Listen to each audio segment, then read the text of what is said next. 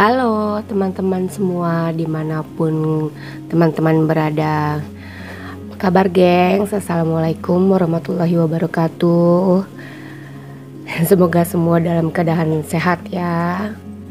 Gimana perekonomian setelah pandemi? Saat ini memang sedang masa pemulihan ya gengs. Jadi buat teman-teman yang berada di bidang usaha pasti paham deh. Tahun 2023 ini merupakan tahun pemulihan setelah 2 tahun lalu kita mengalami pandemi. Seperti yang teman-teman tahu ya, masa-masa pandemi kemarin itu adalah masa-masa perekonomian kita lagi anjlok banget.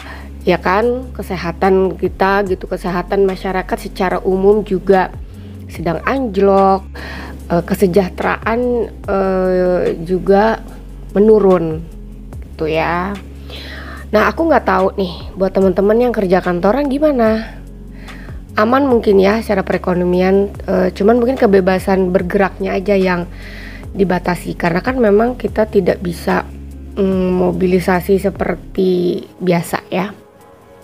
Kumpul-kumpul dengan keluarga, dengan teman menjadi terbatas ya kan, nggak bisa nge-mall. Ingat nggak waktu itu? Ini flashback sedikit nih teman-teman gitu.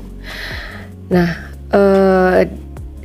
untuk teman-teman yang di bidang usaha pasti merasa kesulitan pada saat pandemi yang lalu. Aku paham banget kok. Banyak usaha teman-teman mungkin ada yang terpaksa tutup karena keadaan. Mudah-mudahan tahun 2023 ini teman-teman yang sempat mengalami kemunduran usahanya tutup, ini ya cepat bangkit lagi ya di masa-masa sekarang ini, semoga cepat pulih.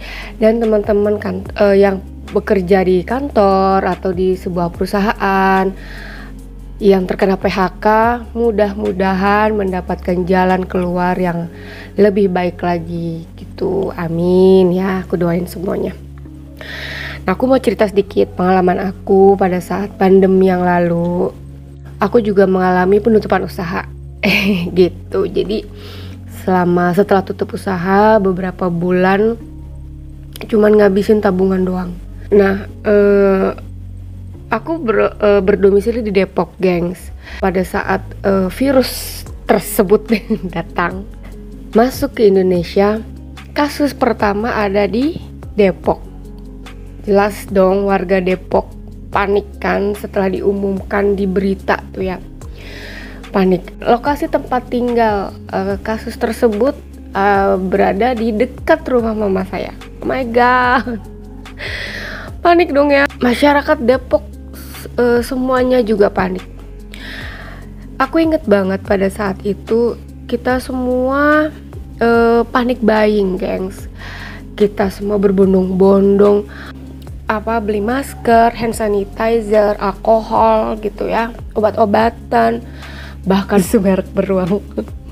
Itu juga habis, gengs. Jadi segala macam informasi itu kita telan ya semua ya pada saat itu karena panik. Lalu gimana nih? Bidang usaha aku tutup, gengs, mau nggak mau, karena pertama kita tutup pintu semua kan. Kebetulan usaha aku itu adalah subdistributor, jadi kelasnya distributor menengah ya, gengs. Subdistributor makanan cemilan, makanan ringan, makanan cemilan dalam kemasan yang mereknya ada di TV-TV.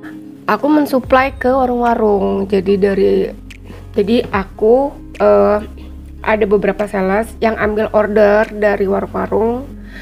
Nanti mobil box aku gitu yang kirim ke mereka. Nah pada saat pandemi itu warung-warung tersebut tutup. Malah bahkan banyak yang pulang kampung karena memang asli Kuningan, pendatang ya mereka ya, Kuningan, Madura. Kalau orang Batak mungkin sudah ada yang memang domisili sini, tapi juga ada beberapa sih yang pulang kampung gitu ya. Intinya semua takutlah tutup. Akhirnya stokku gimana? Stokku menumpuk di gudang. Dan barang yang menumpuk itu adalah hutang, gengs. perusahaan juga tidak mau diretur ya pada saat itu, karena mereka juga harus mengalami penutupan usaha kan untuk sementara. Walaupun mereka perusahaan besar, tetaplah mereka juga diperintahkan untuk menutup usaha gitu oleh pemerintah. Akhirnya udah ya, selain kita makanin juga itu cemilan, jadi kita nyemil di gudang, dari gudang sendiri gitu ya. Tapi tetap aja ya ada stok-stok yang tidak bisa juga kita konsumsi gitu. Akhirnya mereka expired, akhirnya kita buang gitu. Ya itu kan biaya ya gengs, menumpuk. Nah akhirnya kita berpikir cepat ya, mau nggak mau harus berganti usaha nih, walaupun untuk sementara, tapi bidang apa gitu ya. Akhirnya kita berusaha di bidang APD gengs. Jadi ya karena memang pada saat itu bidang usaha yang yang bisa ada harapan lah ya gitu, itu bidang medis gitu. Tapi aku nggak jual masker. Akhirnya kita merambah lagi ke bahan baju APD itu kita jual gitu. Jadi terkadang kita nggak jual baju APD, kita langsung jual bahannya aja gitu. Ya itu waktu itu rame sih, alhamdulillah. Jadi setelah 3-6 bulan terpuruk, bisa perlahan-lahan bangkit. Tapi memang belum 100% ya gengs. Dan karena kondisi pandemi itu tiba-tiba, semua nggak ada yang siap ya, semua orang tidak ada yang siap.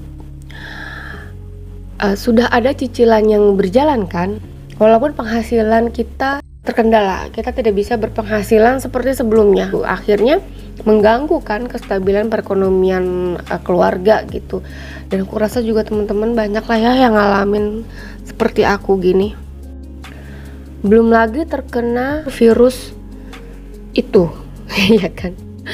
Aku ingat banget tuh aku terkena virus mungkin Delta ya namanya ya, dan itu memang parah gitu. Jadi usaha akhirnya berhenti sementara karena aku juga sakit, harus isolasi. Kebetulan sakitnya juga berdua dengan suami. Jadi yang tadinya sudah agak mulai ada harapan, usaha baru kami itu mundur lagi sebentar karena kendala kesehatan kami gitu. Sebulan mundur, setelah sembuh gerak lagi gitu. Ya itulah ya ceritaku pada saat pandemi yang lalu. Mungkin teman-teman juga aku rasa pastilah ada rasa senasib sama aku gitu. Lalu sekarang gimana ya?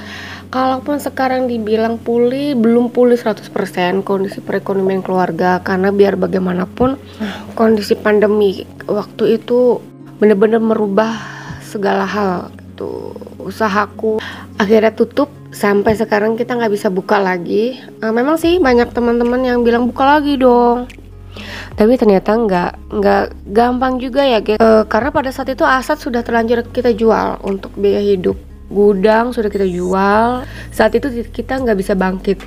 Aset yang kita punya terpaksa kita jual, gudang sudah tutup, sudah kita jual, mobil juga kita jual waktu itu. Tapi bertahap ya guys, nggak sekaligus itu.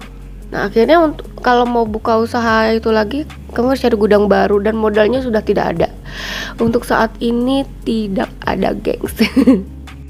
Kebutuhan akan APD juga sudah tidak ada. Jadi saya sudah nggak dapat permintaan APD lagi tuh gitu ya. Semua garment dan konveksi yang sebelumnya memproduksi baju fashion, kan pada saat pandemi mereka beralih fungsi tuh jadi memproduksi baju APD. Malah bahkan ada yang tutup ya karena tidak bisa memproduksi baju APD. Ya mereka juga punya kendala-kendala tersendiri ya. Yang bisa switch gitu ya ke baju APD, ya mereka jahit baju APD. Tapi setelah kondisi perekonomian stabil seperti sekarang ini, mereka balik lagi ke memproduksi pakaian fashion gitu. Aku juga akhirnya mau nggak mau ikut arus karena garment yang tempat aku bekerja sama sudah memproduksi fashion lagi, memproduksi kaos dan macam-macam baju ya. Akhirnya aku juga bergerak ke sana. Jadi mau nggak mau ngikutin alur gengs gitu, karena memang sudah terlanjur masuk ke situ. Padahal background untuk kain awalnya kita nggak ada, tapi karena keadaan kita belajar kilat. Sekarang jadi usahaku apa? Jadi berubah gengs, dari usaha distributor makanan ringan dalam kemasan, sekarang menjadi aku penjual kaos polos gitu ya, bahan-bahan katun, menerima pesanan sablon gitu ya, atau kaos berseragam ya, bisa kemeja, baju atau apapun lah gitu. Ya begitu gengs, pengalaman aku. Jadi sekarang aku ya udahlah menjalani apa yang ada aja gitu ya, yang sudah terlanjur kita lalui gitu. Nantinya akan kemana ya kita belum tahu. Untuk kita orang-orang yang bermodalkan terbatas itu semangat juangnya harus lebih besar gengs gitu. Mungkin kalau orang yang modalnya banyak bisa lebih leluasa ya menggunakan modalnya untuk ini itulah. Jadi buat teman-teman yang sekarang sedang berjuang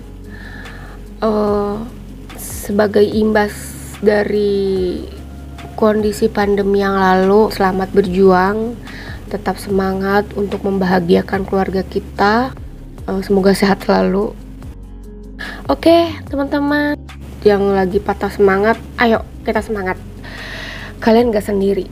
Kita semua itu sama. Kita semua dalam perjuangan. Oke. Terima kasih ya sudah mendengarkan aku. Assalamualaikum teman-teman.